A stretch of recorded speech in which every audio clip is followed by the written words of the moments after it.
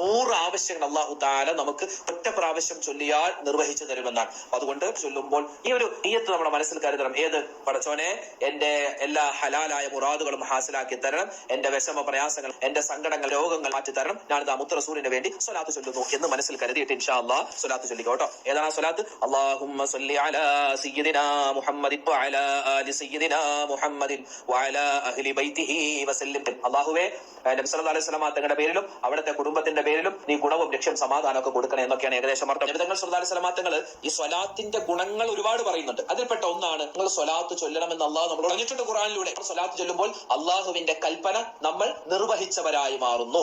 ഒരുപാട് നിഅമത്ത് അല്ലാഹു തആല അവനിക്ക് കൊടുക്കുമെന്നാണ്. 10 പദവികൾ ഉയർത്തി കൊടുക്കും, 10 ഗുണങ്ങൾ നമുക്ക് രേഖപ്പെടുത്തുന്നു, 10 പാപങ്ങൾ നമ്മുടെ പൊറുക്കപ്പെടുന്നു. മറ്റൊരു ഹദീസിൽ കാണാം, അവൻ ഒരു സ്വലാത്ത് ചൊല്ലിയാൽ അവന്റെ 100 ആവശ്യങ്ങൾ അല്ലാഹു തആല നിറവേറ്റി കൊടുക്കും. അതിൽ 30 ആവശ്യങ്ങൾ ദുനിയാവിലെ, 70 ആവശ്യങ്ങൾ നാളെ ആഖിറത്തിലെ. നബി സല്ലല്ലാഹു അലൈഹി വസല്ലം തങ്ങളുടെ ശഫാഅത്ത് കിട്ടുന്നു. നമ്മുടെ പ്രയാസ പ്രതിസന്ധികൾക്കുള്ള പരിഹാരമാണ്. ആ ഒരു സ്വലാത്ത് ചൊല്ലിക്കോ. മറ്റുള്ളവർക്ക്